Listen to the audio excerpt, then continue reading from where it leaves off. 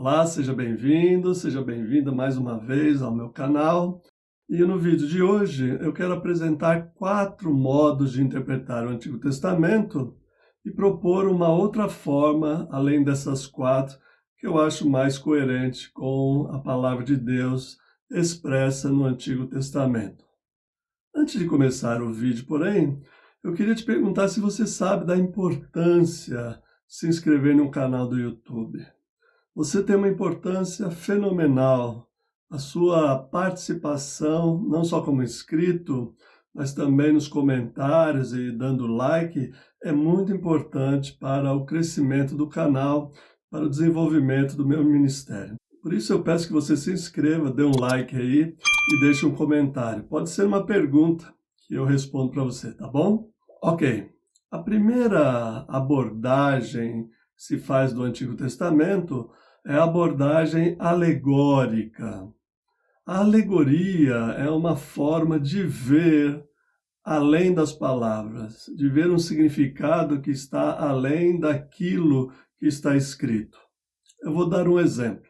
Paulo, no capítulo 4 da carta aos Gálatas, a partir do verso 21, ele fala da alegoria de que Abraão teve 2 esposas e 2 filhos, uma com cada uma das esposas, a Sara e Agar.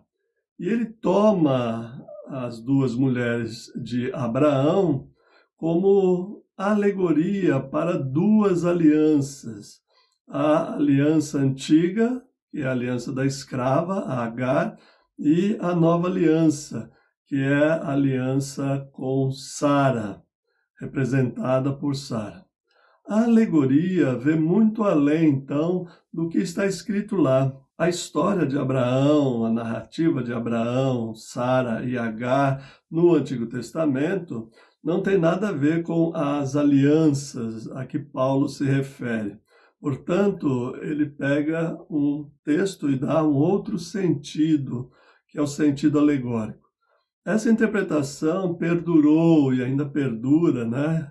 Infelizmente, até os dias de hoje, especialmente na igreja, e faz alegoria de muitas coisas. Por exemplo, o livro Cântico dos Cânticos é visto como uma alegoria. Eu já falei isso em algum momento neste canal. Então, a primeira abordagem que eu estou apresentando é a abordagem alegórica, que vê sentido além do que as palavras de fato dizem. O segundo tipo de abordagem do Antigo Testamento é a abordagem tipológica. O que é isso, pastor? A abordagem tipológica vê nos textos do Antigo Testamento sombras que se projetam em uma imagem visível, clara, no Novo Testamento. Por exemplo, o livro de Hebreus é especialista em fazer tipologia, né? No capítulo 8, verso 5, ele começa a falar, o autor de Hebreus começa a falar sobre Moisés e a construção do tabernáculo. E ele usa lá a palavra sombra, que o tabernáculo era sombra da nova morada de Deus, da habitação de Deus, feita, obviamente, em Cristo. Um segundo texto de Hebreus, capítulo 10, verso 1 e seguintes, usa a mesma palavra, sombra, e acrescenta a palavra imagem, para dizer que os sacrifícios do Antigo Testamento eram sombras de uma realidade ainda por vir, que é a realidade de Cristo. Essa leitura tipológica não vê nenhum sentido nos textos do Antigo Testamento, esses que são usados, mas projeta para o futuro, pega esses textos e projeta para o futuro, no caso o futuro é a realidade da igreja de Jesus, né? E lê a partir desse critério. Essa, então, é a leitura tipológica do Antigo Testamento. A terceira abordagem que se faz do Antigo Testamento é a abordagem promessa-cumprimento, ou predição e cumprimento. Essa abordagem vê as passagens do Antigo Testamento como promessas de Deus para um futuro que chegou e se cumpriu em Jesus Cristo, que se cumpriu durante a vinda de Jesus. Por exemplo, o texto de Ezequiel 36, quando fala que Deus vai tirar o coração de pedra do povo e dar um coração de carne, isso é visto no Novo Testamento como sendo cumprido, como uma promessa não feita para o período de Ezequiel, mas feita para o período do Novo Testamento, onde Jesus virá então e dará um novo coração a esse povo, no caso lá, Israel, né? Essa abordagem vê outras promessas, por exemplo, Lucas, quando está falando da promessa do Messias, né? Ou do Cristo, também usa passagens do Antigo Testamento para projetá-la em Jesus e ver Jesus e a igreja em geral como cumprimento dessas promessas. Essa abordagem tira o texto do Antigo Testamento do seu contexto e lança ele em um futuro. Quer dizer, a palavra do Antigo Testamento não tem nenhum sentido para as pessoas que ouviram primeiramente esta profecia ou esta palavra. E as promessas são gerais, não apenas do Messias, mas essa do coração que eu citei, e outras passagens, muitas outras passagens, que lança para um futuro, era o futuro do povo de Israel no Antigo Testamento, mas lança para o futuro da igreja, para o futuro da vinda de Jesus. Essa é a terceira abordagem, que é o esquema promessa ou predição e cumprimento. Veja que especialmente se trata aqui do cumprimento das profecias ou das promessas dos profetas. A quarta abordagem que se faz do Antigo Testamento é chamada de cristológica ou cristológica messiânica. Alguns falam em messiânica cristológica. O que vem a ser isso? O critério para a leitura dos textos do Antigo Testamento devem ser mediados pela pessoa do Cristo, não de Jesus exatamente, mas do Cristo ressurreto. Então, a partir dessa ótica do Cristo ressurreto, as pessoas voltam para o Antigo Testamento e leem os textos com esta lente. Por exemplo, Gênesis capítulo 3, verso 15, quando Deus diz que um descendente da mulher pisará a cabeça da serpente, a leitura cristológica vê exatamente Jesus, né? O Cristo ressurreto nesse texto, sendo mencionado nesse texto. Outro texto famoso, né? Isaías capítulo 7, verso 14, que fala que a jovem conceberá e dará luz a um filho, e o seu nome será chamado Emanuel. A partir do evento crístico, né? Isso é, a partir da ressurreição de Cristo, se aplica esse texto a Jesus. Inclusive, Mateus diz que o seu nome será Emanuel. E assim, todo o Antigo Testamento é lido a partir desse viés, ou dessa lente, né, desse óculos da cristologia.